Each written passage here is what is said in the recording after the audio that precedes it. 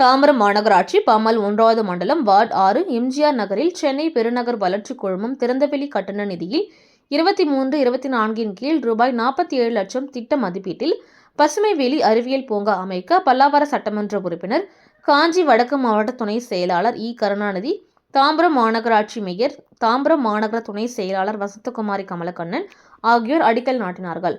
இந்நிகழ்ச்சியில் தாம்பரம் மாநகராட்சி துணை மேயர், தாம்பரம் மாநகர அவைத் தலைவர் கோ. காமராஜ், தாம்பரம் மாநகராட்சி 1வது மண்டல குழு தலைவர், பம்மல் தெற்கு பகுதி செயலாளர் வே. கருணாநிதி, பம்மல் வடக்கு பகுதி செயலாளர் ஜெயக்குமார், உதவி செயற்பொறியாளர் சத்யசீலன், மாமன்ற உறுப்பினர்கள் கல்யாணி டில்லி, ரம்யா சத்யபிரபு, சத்ய மதியழகன், பொதுப்பணி மேற்பார்வையாளர் அருணாச்சலம், நரேந்திர ராஜி, பணியின் ஒப்பந்ததாரர் 6வது வட்ட செயலாளர் ஜெகநாதன், மாவட்ட பிரதிநிதி டில்லி, மாநகர பிரதிநிதி வேந்தன், மாநகர இளைஞர் அணி அமைப்பாளர் சத்யபிரபு, மாநகர தொழிலாளர் அணி துணை அமைப்பாளர் மதியழகன், மாநகர சிறுபான்மை நலப்பிரிவு துணை அமைப்பாளர் இன்பராஜ், வட்டக்கழக நிர்வாகிகள், மாநகராட்சி பணியாளர்கள் மற்றும் பொதுமக்கள் உடனிருந்தனர்.